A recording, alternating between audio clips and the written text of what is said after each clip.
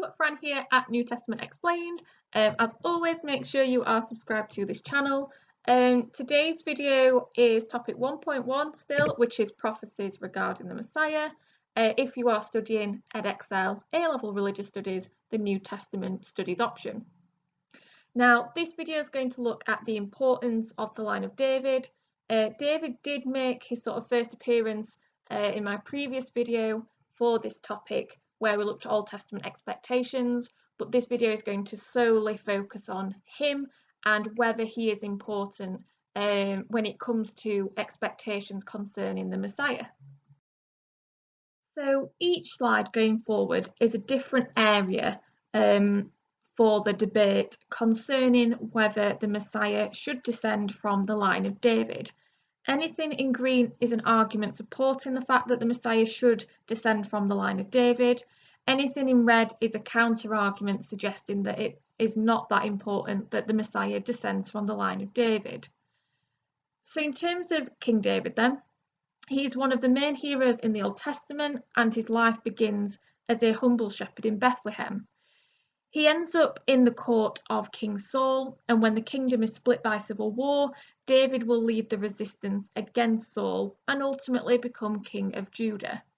Now at this point, David is king of Judah and Saul's son is king of Israel. However, when Saul's son dies, King David will also take over Israel, and it's at this point that we get the United Israel monarchy, where King David rules over all the Israelites and made Jerusalem his capital.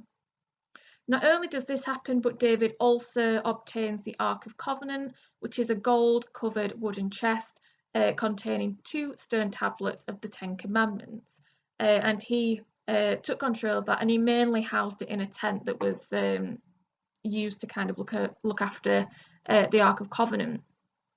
His reign consequently is considered a golden age of just rule and pure religion. And that can be used to suggest that you would want the Messiah to come from this line. However, King David's narrative in the Old Testament is not just positive. David fell in love with a woman called Bathsheba. However, this woman was married, and so what King David did is that he arranged for her husband to die so that he could marry her. The prophet Nathan condemned David for this, and whilst he did repent, his rule is tainted by selfishness, and ultimately he does die an unhappy man. So that would suggest that when looking at the Old Testament narrative of David, there are some elements to this account that suggest it might not be that important that the Messiah comes from the line of David. Beyond his narrative in the Old Testament then, we've just got a broader slide on his personality.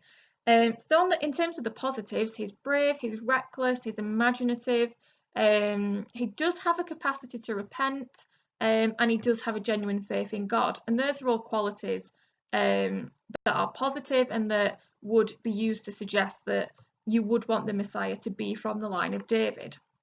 However, if you was to challenge that, you could say his personality was also quite selfish. He was a poor father, he was destructive, he let power go to his head. So he isn't an individual who only had positive attributes, they were also negative attributes.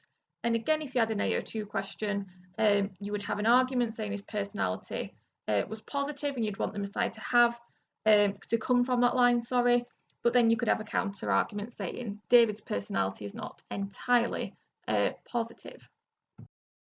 So now we're going to look at what happened after David died. So David left behind the United Monarchy, and it was ultimately inherited by his son Solomon. And Solomon continued this golden age that we've mentioned earlier. Solomon built the first temple in Jerusalem, and in that temple was the Ark of Covenant, which would become the centre of Jewish religion. And if you've studied topic 1.2, where we look at life in first century Palestine, you'll have studied the temple and understand why that's important. God offered him any gift that he wanted, and Solomon chose wisdom, and God blessed him for that choice. So again, we've just got this notion that not only was King David somebody who led to a golden age in this period of time, but it kind of continued through his line, and that is why you would want the Messiah to be from this line also. However, in the same way that David's narrative isn't entirely positive, nor is Solomon's. He became corrupt by power and wealth, and his death triggered a civil war, and the kingdom at this point does split into two smaller states of Judah and Israel. So again, this golden age does come to an end, and therefore that might challenge how important it is from that point onwards that the Messiah comes from the line of David. Another area we need to look at then is whether the line of David existed, whether it continued through the ages, or whether it ended. Now, we have two pieces of archaeological evidence that suggest the line of David did continue. The Tandansdale is a carved stone that commemorates victory in a battle, but on that stone is the idea that the king of northern Israel was an ally of the house of David, which implies the house of David existed. A second piece of archaeology that we have is the Moabite stone from 850 BCE, which also mentions the house of David. It is damaged, but we do seem to think that the stone does mention the house of David. So again, we've got two pieces of archaeological evidence that the house and the line of David did continue. The counter-argument is that the house of David ultimately couldn't stand against some of the great empires. We've got the fact that the Babylonians lay siege to Jerusalem, destroy the city and the temple, so we wonder how far the line of David survived that. And all we do know is that the last Davidic king was Zedekiah, who had rebelled against the Babylonians. But after that point, things seemed to go quite silent, which may suggest it was at that point that the line of David ended, and therefore it perhaps wasn't important from that point onwards that the Messiah came from the line of David. So this last slide's not colour-coded, but it is still relevant. It would be all green, that's why I've not colour-coded this one. So after the destruction of Judah and the people have gone into exile, there is almost like a reignited hope for a true son of David to emerge. They believe the line of David exists, but that it's gone underground, which means kind of gone off radar and made sure that nobody can detect them, because they would be at risk of danger if they were sort of known.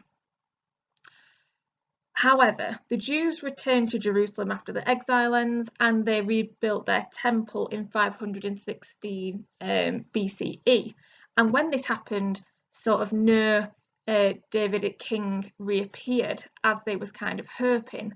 The Jews would be under the rule of other dynasties, but ultimately they feel like these different families ruling over first century Palestine, as we'll kind of get to, they're illegitimate, and that the real king of the Jews would be a descendant of David. So this is just the idea that as we get closer and closer and closer to the birth of Jesus, again, even these dates are still quite far off that point, we've just still got this continued hope that the Messiah will derive from the line of David, suggesting that ultimately it is quite important that the Messiah does descend from the line of David, because that's what they're expecting.